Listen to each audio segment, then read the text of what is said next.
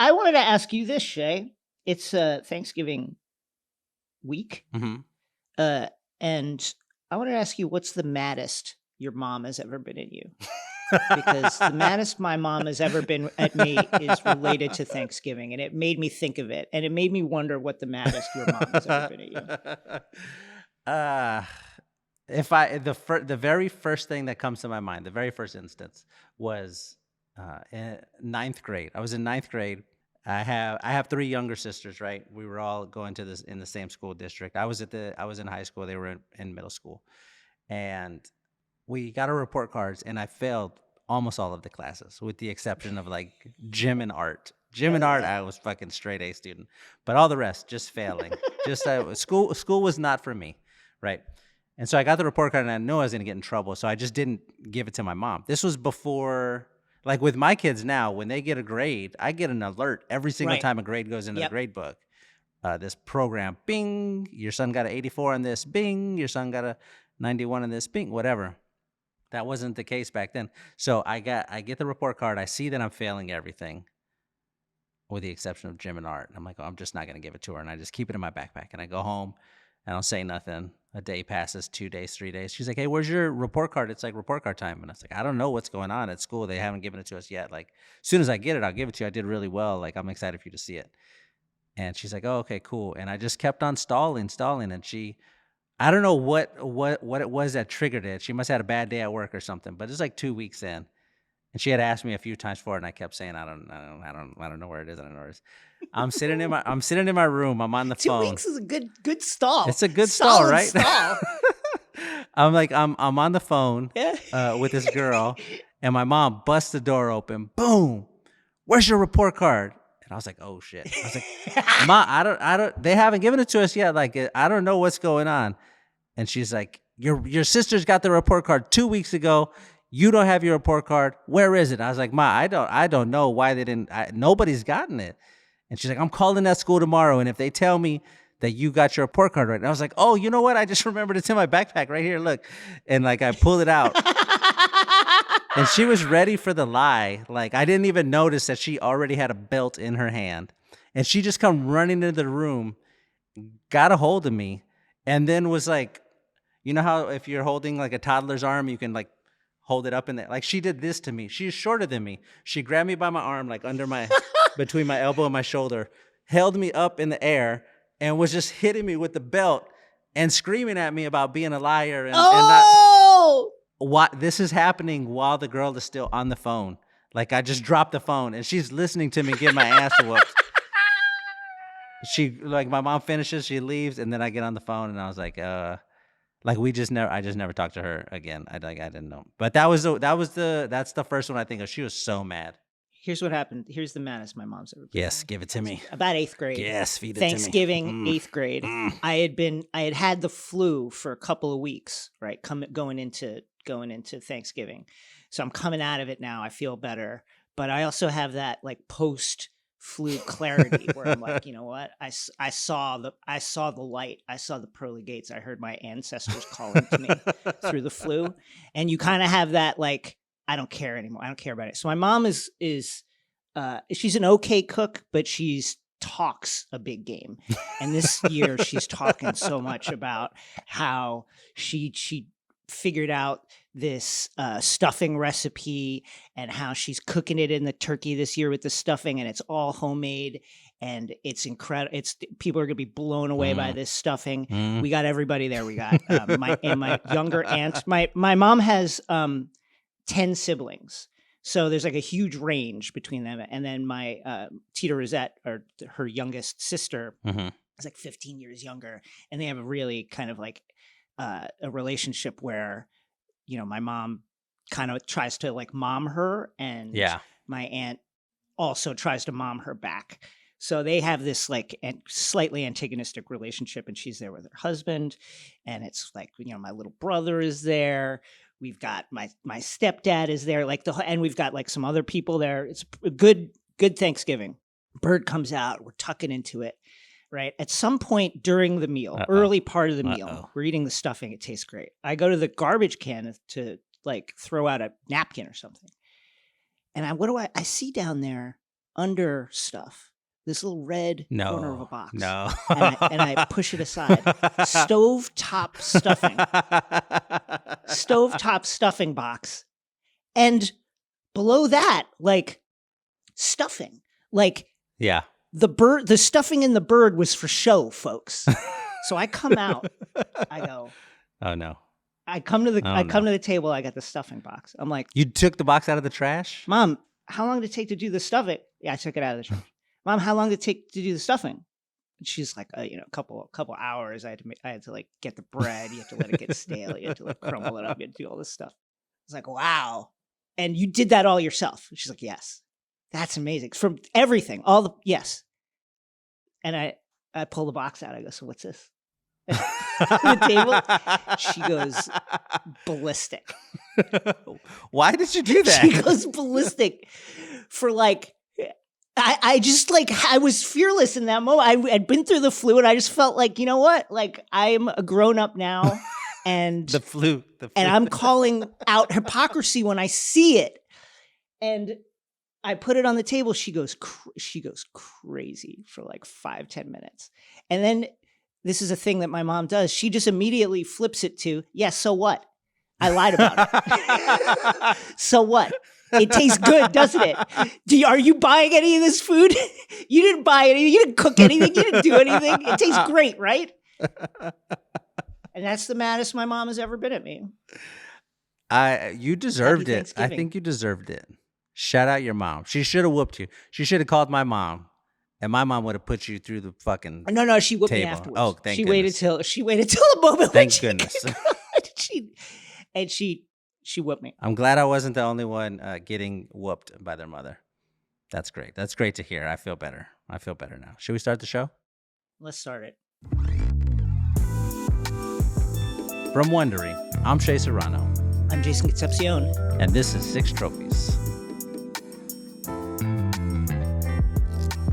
Hello, I'm Jason Concepcion, and welcome to 6 Trophies, a podcast series hosted by myself and Shea Serrano, in which we comb through all the NBA news from the past week and hand out 6 pop culture-themed trophies for 6 basketball-related activities. Yeah, this baby. episode, big week for slumps, big season for slumps. Draymond, mean? Who wrote that? And Chet Holmgren goes nuts in OKC, all that and more. Let's hand out some trophies.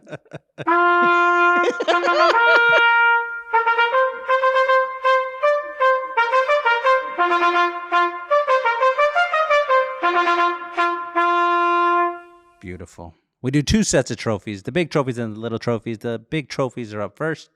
These ones are the same every week. First up, the Denzel Washington and Training Day Trophy, given out to whoever it is who had the best overall performance. This week's winner, Slumps. Big performance from Slumps. A lot of players in slumps. A lot of teams in slumps. Klay Thompson in a slump. Andrew Wiggins in a slump. Austin Reeves in a slump. I might put the Bucks in there. They're not looking like what we thought they were going to look like. But you could say they're in a slump. A lot of slumps. Let's define these slumps a little bit. Julius Randle, formerly in a slump, kind of getting out of it. Kobe White in a slump, shooting his way out of it. Let's define these a little bit. Klay Thompson, slump, or is he washed? He is in a slump. I choose to believe in Klay Thompson. Okay. Okay. Wait, is this anything? Slump Dog Millionaires. Is that good? Zuri, boo him! What are you doing? I shouldn't have to tell you to do it. I thought it was. I could see that on the cover of like the New York Post.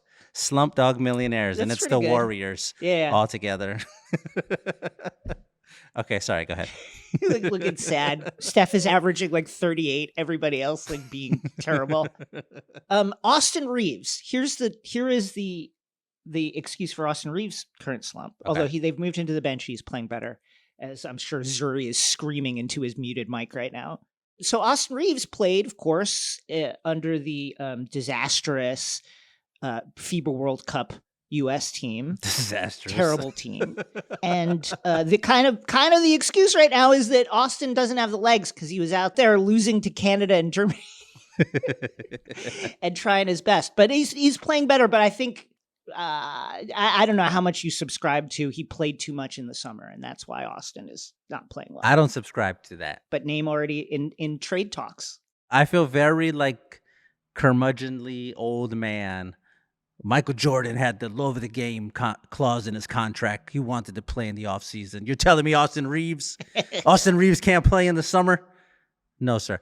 Klay Thompson. Let's go back to him real quick. I feel like we just sort of breezed past that. Yeah. Over his last 6 games, 11 points per game. Not ideal. Ooh. Shooting 31% from the field, not ideal. Ooh. Shooting 28% from 3, not ideal. The Warriors are 0-6 in that span. It doesn't look awesome, but also I feel like it looks really bad. I feel like it's okay. It's like the Warriors they're like the 10th in the conference or something right now. But I feel like it's okay because they're the Warriors, and there's just something about them that is like I've just been watching them win for the last 10 years. They just win a title every other year or whatever. And I feel like I'm not that worried about them right now. I'm not worried about them the way that I'm worried about another team that hasn't shown that they can be good. You know what I mean? Does that make sense? I understand that completely. Klay can shoot his way out of it. He's Klay Thompson. That could happen. I'll just say this. I do think we're at a point now with the Warriors where you maybe ask yourself, okay, we valued this trio of Curry, Klay, and Draymond really, really highly. And we see them almost as 3 pieces of this one machine. Yeah. Maybe it's time to start thinking that only one of the pieces is really, really important, and maybe we can go out and find some other stuff. Whoa! Grant left the Bulls. They just got another. They got another guy. It was Dennis Rodman, but they still got they put pieces around the thing that they thought was really important, which is Jordan and Pippen. And I just feel like I don't know. Klay looks really bad, man. He looks really, really, really terrible. All right. Andrew Wiggins, for this season, 12 points per game, 4 rebounds, 1 assist, 50% on the free throw line. These are relative numbers.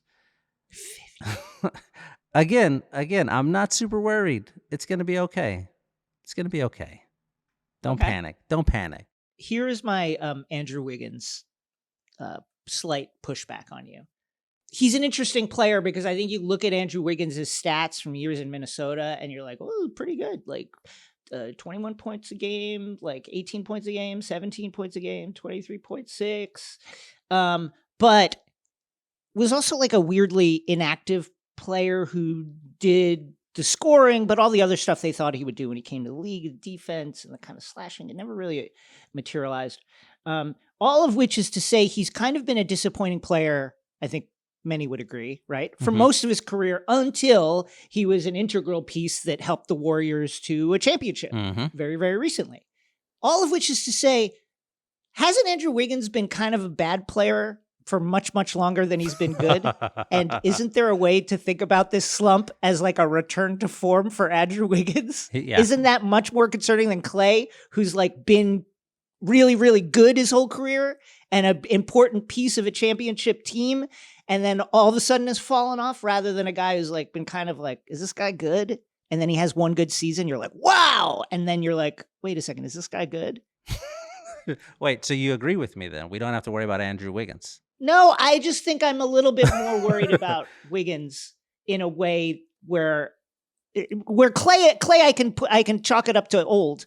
Klay might be a little old. I get it. But again, he's Klay Thompson. Every time we think he's out of it, he's not out of it. Every time we think he's done, he hits 14 three-pointers in a game. He saves a playoff series. You got to watch him die before you say he's dead. Okay. With Klay, Klay Thompson is in that category. He has earned that. Okay. But Austin Reeves, get him out of here. Ship him to the G League. Now, here's what a cold world it is. Austin Reeves already being mentioned in trade. Like people are already like, what can we get for Austin Reeves? Let's say if we want Zach LaVine, if we want to get Zach LaVine, like, do we throw Austin Reeves? which is like, can the Lakers send another white guard to the Bulls? I don't think they should do it, but it's funny to watch this happen. They've exceeded the. That's it. Exceeded No more. Okay. Austin Reeves will be okay. He's going to be fine. Next trophy. The Lauryn Hill, you might win some, but you just lost one trophy. Given out to a player or team who had the worst performance. This week's winner, Draymond Green, choking out Rudy Gobert. Let's go! There's so many things I love about this.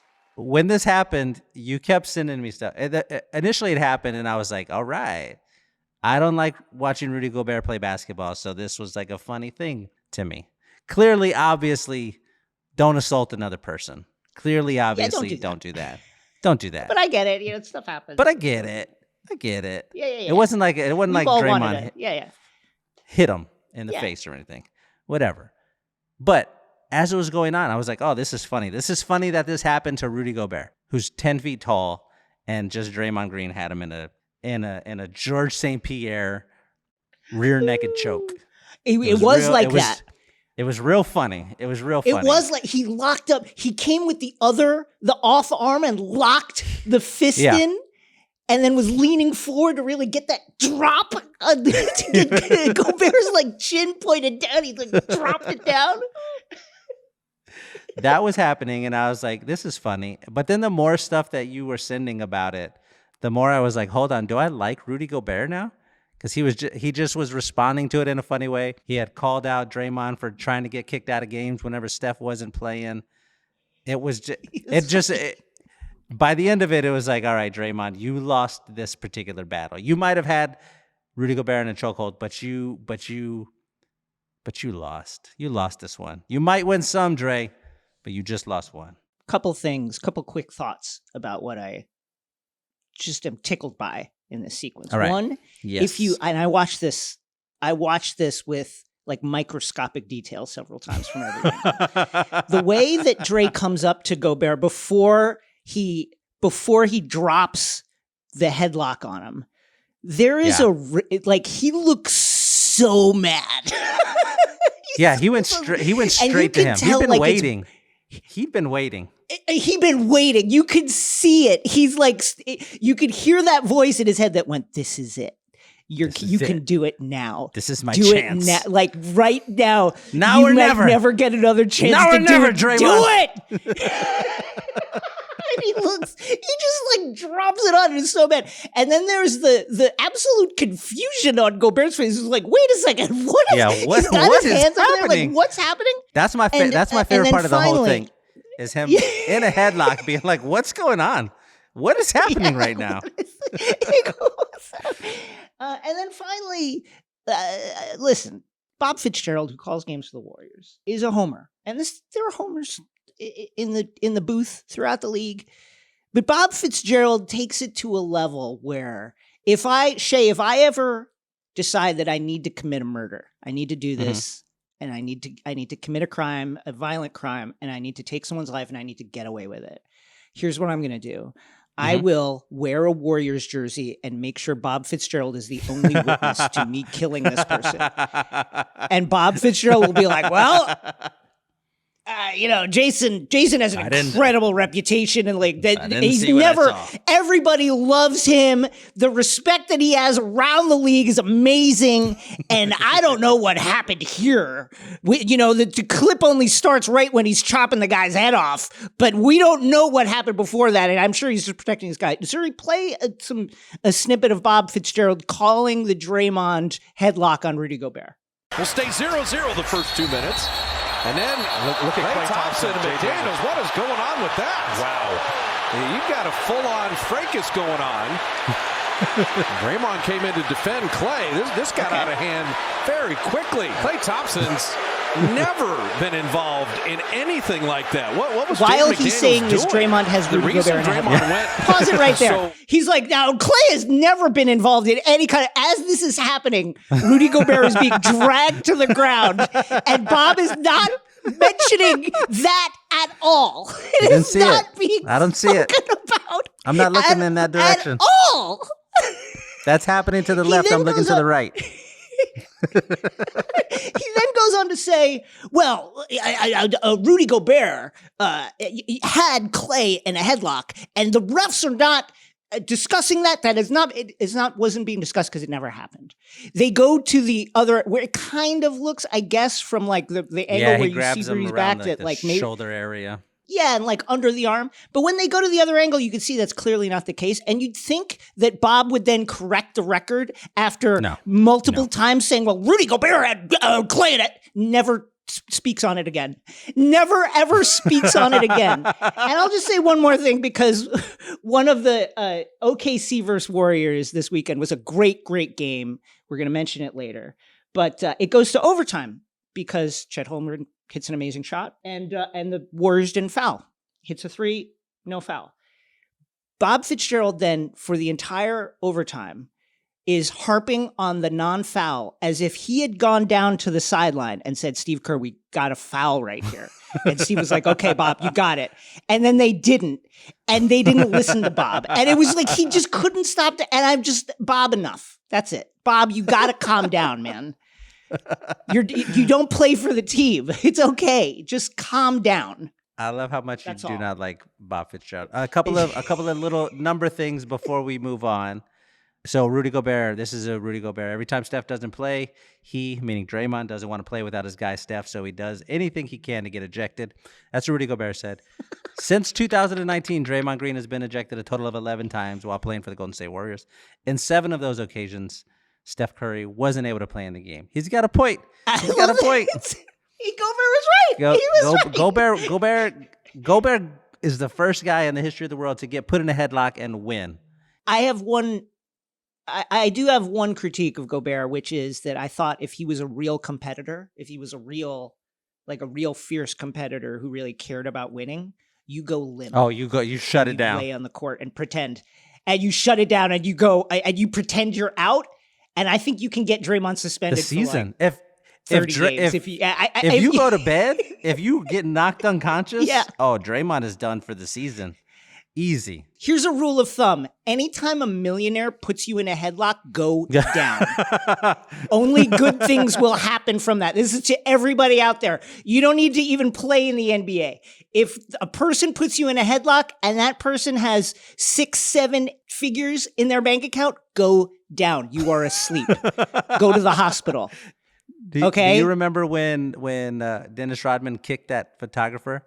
He like stumbled during the game, kicks the guy, the photographer, the cameraman is shocked at first, and then he realized what's happened. Yes. And then he goes, oh God, oh, I'm so hurt, and just goes down immediately.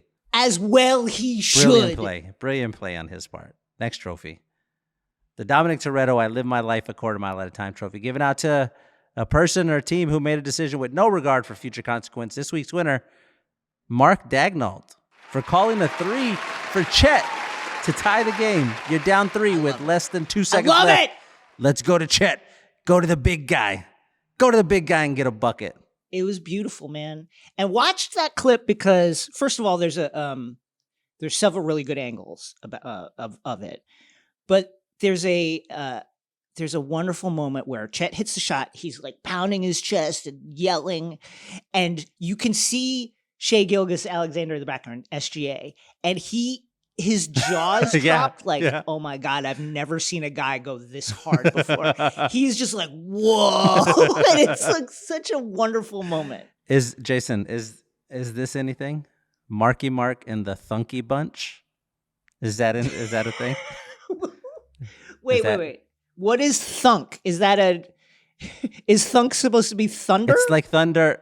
Thundy? It's thunder and funky bunch. It's thunder and funky, thunky. Marky Mark and the Thunky Bunch. What about this? It's fucking terrible, but let me just pitch a haircut on it. Ready? Come on. Marky Mark and the Thundy Bunch. Yeah, that's better. That's. I was hoping what you were going to say was going to be worse. That's so much better, Thundy Bunch. Thunky. What was I thinking? That was terrible. I don't know. Hey, the OKC Thunder are so much fun to watch right now. Dude, they're good. They're like just legitimately good basketball good. Team. They're 10-4. They're second in the West. They're killers on the road. 6-1 on the road. Almost 120 points per game. They just look like they're enjoying themselves. I feel so good. I'm so happy for OKC fans who had to watch over the course of a few years Kevin Durant walk out of the building and then Russell Westbrook walk out. Mm-hmm. I'm sure now at the time when James Harden left, there were some people who were like, that sucks. But now they're like, it's fine. It's fine that he left when he left. It's no problem. But they had to watch that happen. They went from being in the like late playoff runs every single postseason to being non-existent, and then they're back, and they have a young basketball team that it just feels good when you watch them. It just feels good. All the pieces They fit. Everybody likes each other. Everybody likes each other. They got Isaiah Joe hitting shots. You got SGA like you have a bona fide superstar. You have a leader who he likes that he's the leader. He also likes that the other guys are playing well. As you mentioned, after Chet hit the shot, the quote he had was like, it felt like a movie when it went in. Like they're all having a great time. I still can't believe they drew up the play for Chet and he hit it. He said of Coach Dagnall, credit to Coach for still having the confidence in me. There were a few different options to the play, depending on what ended up being open. I was kind of at the end of it, and at that point, it's just go make a play. Now, let me just say this about Chet. I think Chet kind of called his shot.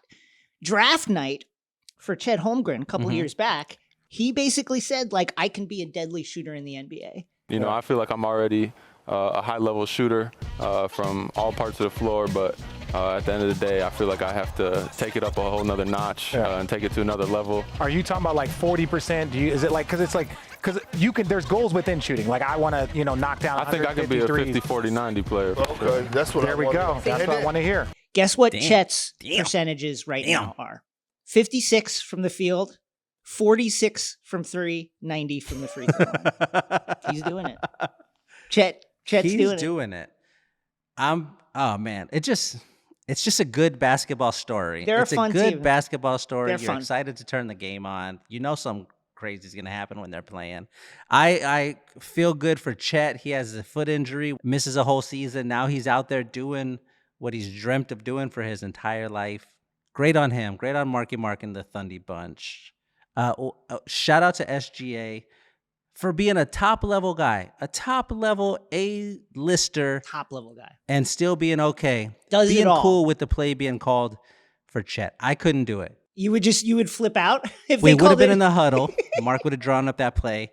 And I would have been like, wait, hold on. The play's not for me? You're kidding. I'm not going in the game then. Scottie Pippen. What happened? What happened to the timing? I love it. I love it when a plan doesn't come together. One of my favorite things about this pod is when Shea and Zuri set me up. They set that bear trap in the woods, and guess what? It doesn't snap. I step right on it, and it doesn't snap. Zuri, I love sent it, you baby. the text. I said, I'm going to say this exact thing. We're going to do the hashtag thing. It slipped past me, but Don't let him distract you. Focus, Zuri. Focus. Boo yourself, Zuri. Oh, my God. Next trophy. Get Zuri a raise. I think he's dealing with a real toxic situation here. And it's very tough for him. And I think you're doing a great job. He got the timing Zuri. right on that one. The applause. He was ready. Next trophy. The Daniel Plainview. I've abandoned my child. I've abandoned my boy trophy, which is given out to whoever, whatever it is, we're temporarily giving up on this week. Yes. I've abandoned my child! I've abandoned my boy! Yes, this week's winner. I'm giving up on Zuri playing clips when he's supposed to play them.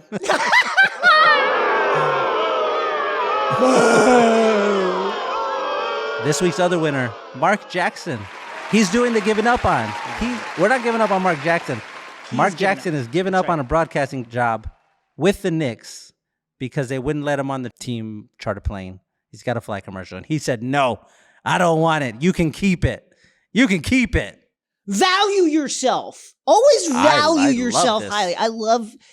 I love this story. So the New York Post, which is a tabloid newspaper in New York City that everybody reads, and has a just insane and wild sports page. They ran a story that was like Mark Jackson banned from team plane and won't be working with the Knicks. He was in talk. Here's the thing: Mark didn't even have the job. He was in talks to have the job, but no one really knows why. But the thought is because he has a history with Knicks assistant Darren Erman. From their days at the Warriors, that's why they told him, okay, you can't ride the team plane. You have to fly commercial. And because of that, Mark Jackson turned down the job. Let me just say this. If I'm like, hey, Wondery, can I have a car as part of, my role as co-host of Six Trophies? And they're like, no, you can't have a car. You cannot then, it's really hilarious to write a headline that's like Jason banned from cars. It's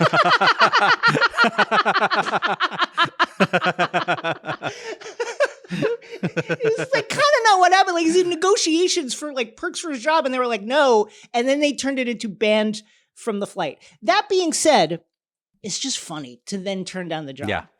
Like, can I ride on the team plane? No. Okay. Well, then I'm not doing it. Fuck you. I'm not doing it.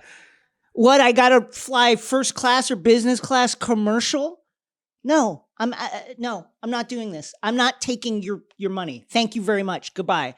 I'll just also say this because Mark Jackson then recorded an Instagram story where he tells his side of the story. I just want to quote this shortly because I think it's amazing. Come on, man. Come on. At some point, the lies have got to stop. The lies have got to stop. I've sat back year after year listening to the lies, questioning me as a man and my integrity. What I stand for, what I was raised on, has been questioned. I sat back and didn't say anything. What are you talking about? He's like, what is, who like is he no, addressing? What is the topic of this? It could be yeah, anything. Who is he addressing? Anything. What is the topic of conversation? Anything. Anyway. Mark Jackson has given up on this. Your thoughts? I think this is the funniest thing Mark Jackson has ever done. This is up there. This is great. Yeah, if you are negotiating for a job, as you said, and you want a thing and they won't give you the thing, yeah, tell them no. Tell them no. You can do other things. You're Mark Jackson. You could do other things. You're fine. You are Mark Jackson. You're fine. You're fine. Quote, Mark Jackson in that statement, more than a week ago, I turned down the job due to the fact that it wasn't the ideal conditions and it wasn't the ideal time for me, end quote. In other words, I had to go to the airport and all that stuff. Come on, that's not ideal. That's not the way I roll. Sorry about it. I think this is awesome. I think ever since Mark Jackson called his shot with Steph Curry and Klay Thompson and said, this is the greatest shooting backcourt in the history of the NBA, and everybody laughed at him. He's right. Everybody was like, shut up, right. Mark Jackson. He was right. He was 100% right. Listen to Mark Jackson. Let him on the plane. He's Mark Jackson. Knicks and Pacers legend. Let him on the plane. I think actually because of that, Mark Jackson should get a little placard that allows him to board any plane he wants at any without time. A ticket. He should be able to fly the plane. Without a Get ticket. on there. Oh, guess what? I'm flying the plane today, everybody. Good luck. Buckle up. Next trophy. The Chief Keef, that's that shit I don't like trophy, which is given out to player or team who does something, we don't like it. We don't like it. I don't like it. This week's winner, Lou Williams, saying that the Clippers, they didn't win the title in the bubble because they heard that nobody was going to respect it. So they just were like, nah, we don't want to win it then. That's why. That's why they didn't win it, Jason. That's why. They could have. They could have easily won it. But then they heard people weren't going to respect it. So they said, we don't want it. We don't want it. Here's the quote. We didn't even want to go. Mentally, we came into it without the right mindset to finish the job. We didn't even want to be there. And I think once we got there, we were in it. I think I was in the bubble for 97 days. And on day 67, I was like, let's get out of here. We started to hear rumblings that nobody was going to respect this chip. So we kind of just took our foot off the gas. That's two different things to me. That's two different things. You say, we got in the bubble and we didn't like it and it was hard. I understand that. I get that. That makes sense. You're away from your family for a couple of months. You're just in this pressurized situation where they were pretty much the only entertainment on television to watch. This is all happening during political upheaval in the country. Like, this is a stressful situation. Yeah. That's one thing to say. I didn't like Absolutely. It. We didn't like it. We didn't play well. That's one thing. I get that. But to go, we could have won the championship, but we didn't want to win the championship. I don't like it. I don't like it. Here's what I love thinking about. I love imagining, Paul George, Lou, the rest of the 2020 Clippers, right?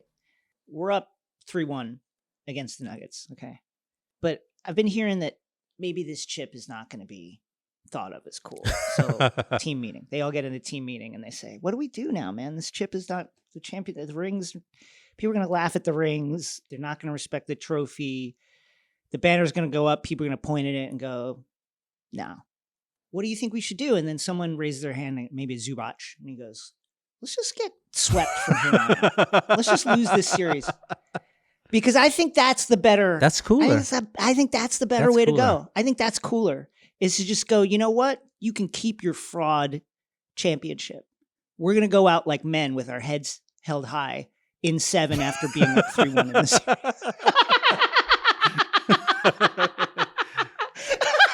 Jason, what's like a cool thing you could have done if you wanted to, but you realized it wouldn't have been cool if you did it? So that's why you didn't do it.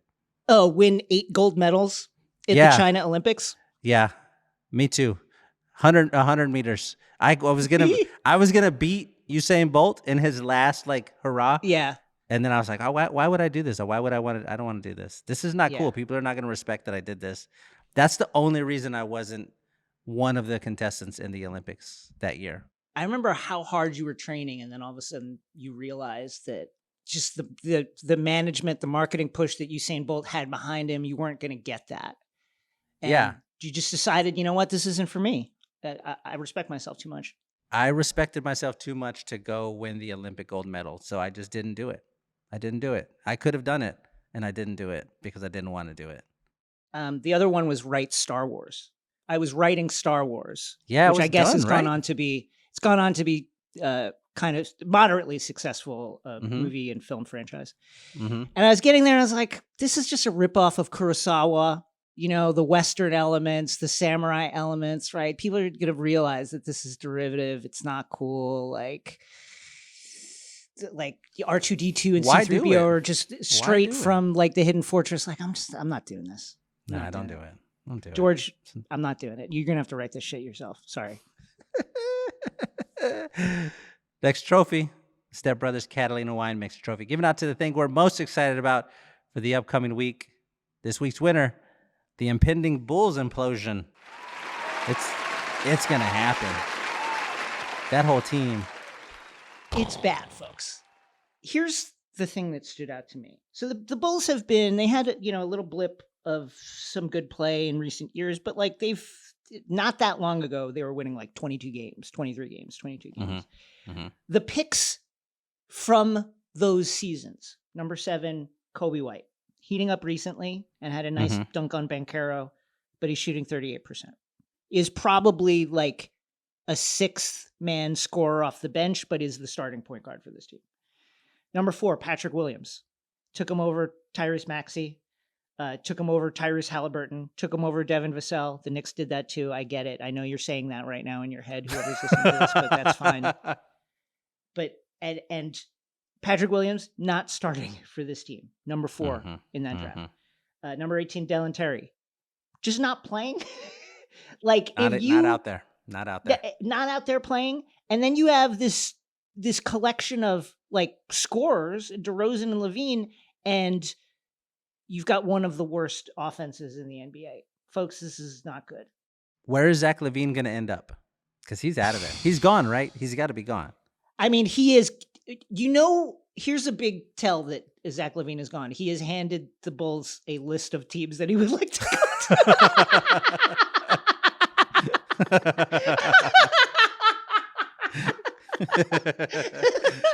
That's what Zuri's gonna do when we keep messing with him. Really is. He's gonna be like, send me to these other Wondery podcasts, please. Yeah. Who does Smart List? Those guys seem really cool. Can I go there? So Levine has said Lakers, Heat, 76ers, and San Antonio Spurs. Also the Kings. I like it.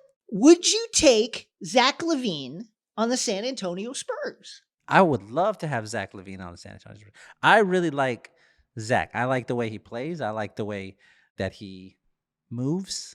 He seems like he's a very poetic player, right? Yeah, he's a like graceful player. He's like a ballet dancer out there. When he pulls up to shoot, it's like a pretty thing to watch. It's beautiful. Yeah. He's a good player. He does exciting things.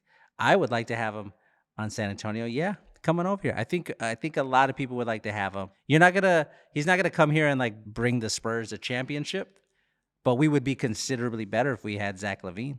So yeah, send him my way. So the Bulls are, what are they? 5-9 currently. They're sitting at 12th in the East. It's early in the season. And other than the Derrick Rose era, which ended way too soon, post Michael Jordan, man, it's been rough. I think that's the thing that's sad to me is like, this is one of the iconic teams in the world. Like the Jordan Bulls, that's all around the globe famous. Yeah. And the fact that the team has not been able to capitalize or rebuild successfully on either its international fame or just like the draft capital and the draft position they've had over the years, it's sad. Yeah, that's an interesting point to bring up because only the Lakers, Celtics, and Warriors have more championships than the Bulls, right?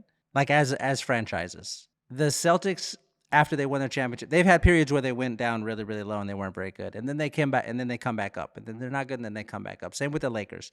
Not good, come back up. Not good, Miami come back Heat up. also do that. Miami Heat. Yeah. But the Bulls, curiously, they just don't go back up really. And I don't understand why that is. Chicago's a cool city. It's a cool team. The uniforms are incredible. Yeah, the uniforms are awesome. The look of the place stadium looks cool. Why not go there? Why don't the free agents go there? I don't get it. You want to do some little trophies? Let's do it. Yes, little trophies. We need like a cool sound for the little trophies. Just like a little dink, a little bell. We need fanfare. Can we do the fanfare but like smaller? Yeah, like higher pitched or something and faster. Yeah. I don't know. Zuri, can you figure that out? Thanks, Zuri. Let's do the little trophies. These ones change each week and are situation specific. They're for the smaller storylines that we want to mention but don't need to get all the way into. My first little trophy. The Frieza from Dragon Ball. That's stupid. You're stupid. Stop being stupid trophy. That's stupid. You're stupid. Stop being stupid.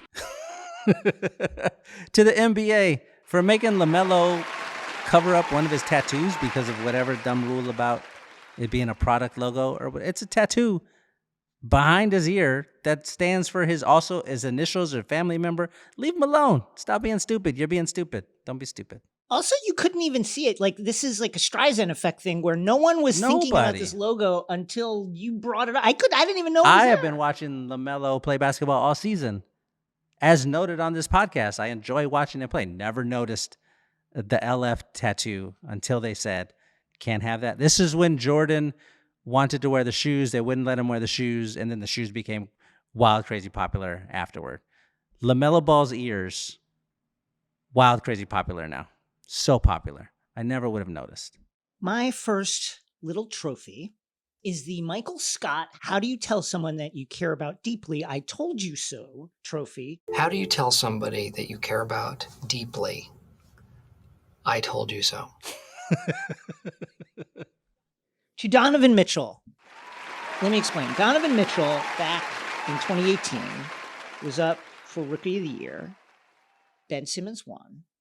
And Donovan Mitchell said, or suggested, that Ben shouldn't have won Rookie of the Year because he is actually a second-year player, but he missed his first year due to injury. And I am here to say, Donovan, I made fun of you at the time, but now I believe you're right. Let me just say this. Chet Holmgren is better than Wemby. Boo! He's just better than him. He's better than How? He's How? better. But he's been hanging out with NBA players. He's been hanging out with Mark Daigneault. He's been around SGA. He's been around the team. He's been like reaping the benefits of an NBA lifestyle. And then he goes on the court and he's killing it. But he's been in the league. He's been like, it's like having like an internship at the highest level and then starting versus someone who just comes in cold to a job off the street and you're like, wow, that guy who's been hanging out with us for a year is really good. And this guy who just came in off the street is pretty good too, but he's not as good. I agree with you, Donovan Mitchell, now that I think they need to fix this. I think that you shouldn't be up for Rookie of the Year. I think you just missed it. Like, that's life sometimes. You just missed it. Like you missed saying Chet better than Wemby. You're out of your mind. He's better. He's better. He's now better. Absolutely not. If we look at the season, Victor, 19.3 points per game. Yeah. Chet, 17 points per game. Victor, 9.5 rebounds per game. Chet, field goal percentage. 7.8. Do we want to talk about that? 7.8%. Blocks, 2.6 to 2.1. Victor's better. He's better. Okay. Do you want to? What about the percentages? What about it? Who cares about percentages? I don't care about percentages. Does anybody care about percentages? All right. I don't care. I don't care at all. I'm giving Jason that's stupid. You're stupid. Stop being stupid trophy. All right, my next little trophy. The LL Cool J. When I'm alone in my room, sometimes I stare at the wall. And in the back of my mind, I hear my conscience call telling me I need a girl who's as sweet as a dove. For the first time in my life, I see I need love. I love LL Cool J. I love LL Cool J as well. I love in that song how he just totally changes his voice to match what's going on in the song. He's a genius. He's just so soft and whisper. When I'm alone in my room, sometimes, like, he doesn't always talk like that. He should change his name to SL Cool J. What is the S for? For Shea Loves Cool J, because LL is ladies love. Good job. Applause, Zuri. Thank you. You're on fire this week, Jason. All right, the LL Cool J trophy to Kevin Durant for digging up one of his own 13-year-old tweets to say that he missed some unnamed woman with no other context or anything. Just like, this happened again. History repeated itself. Deja vu. Kevin Durant needs love. I hope he finds it. Man, Kevin Durant, what's the opposite of a slump? Because that's Kevin Durant right now. Kevin Durant's fucking monster. He's averaging 32 points per game this season or something like that. Like, just, he's a killer. My next little trophy goes to Kevin Durant's teammate. Oh. It is the LL Cool J. Oh, a lot of Don't LL. call it a comeback. I've been here for years trophy. Don't call it a comeback. I've been here for years. To fucking Eric Gordon, man. On a minimum. Eric Gordon. Don't count him out. Can we give Eric Gordon Don't count him out. His Don't flowers, count him out. Please. Eric Gordon in the game against the Jazz the other night. A crazy win against the Jazz. 20 points, 5 rebounds, 5 assists. He's averaging 18 and 4 in 5 games as a starter. He's been doing this for 15 years on various teams, and he's just kind of always good. Here are his teammates from his rookie year as a Clipper. Alex Acker, who? Marcus Camby, long out of the league. Marty Collins, Knicks legend Marty Collins. Baron Davis, great, not in the league anymore. Ricky Davis, Fred Jones, DeAndre Jordan, Chris Kaman, Katino Mobley, Steve Novak, Zach Randolph. All these players, like, obviously, DeAndre Jordan's still in the league, but Eric Gordon still in the league and still doing it at a high level. Eric Gordon has never averaged below, like, let's call it 13 points a game.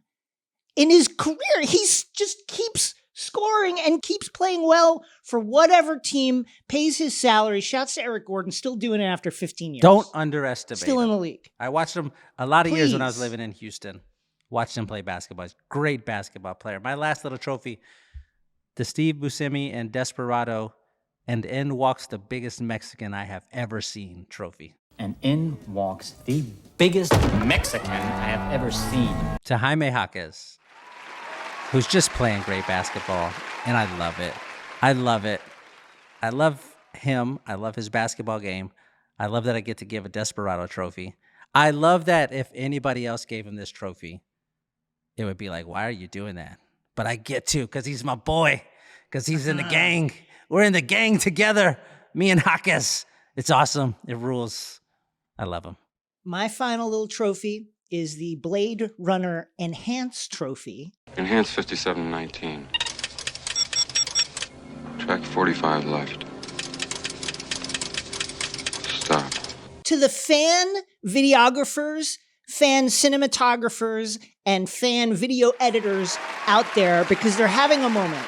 Jordan Poole, who is recently attached to trade rumors by Mark Stein, who's now a member of the Washington Wizards.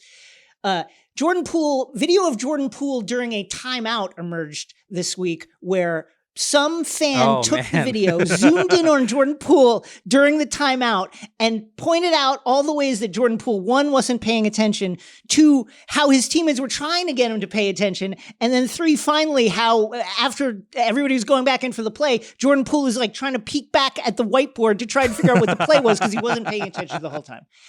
And secondarily, a really, really, really cool sideline video of Chet Holmgren's game-tying shot against the Warriors is out there. Watch it because it's really awesome. It's in like 1080p or 4K or something, and it's like you're literally standing 6 inches away from Chet when he hits a shot. It's really, really cool. Shouts out to NBA fans who are taking good video and editing good video because it's fun. Yeah, there's nothing worse than when you are on YouTube and you see like a highlight, whatever, Andrew Wiggins highlight mixtape. You're like, I want to watch that, and you click it, and then it's just a horrible production. I want some production value in there. Come on, the folks. Stuff that's coming out now is awesome. It's so great. Yeah. We did it again, Jason. A flawless episode. We did it, baby. A flawless episode. Last segment. We close every episode just by saying the names of underappreciated old basketball players with no context at all, while the theme music carries us out. Zuri, will you play the theme music, please? I'm Shea Serrano. That's Jason Concepcion. Producer Zuri in the shadows making the noises. See y'all next Wednesday. Cherokee Parks. Oh! Jason Maxiel. Oh, Maxie. Sam Mitchell. Linus Kleza. Wow. Tom Gugliotta. I love him. Knicks legend Ronaldo Balkman. Timberwolves legend Terry Porter. I'm doing all Timberwolves this time. Mikhail Petrus. Doug West.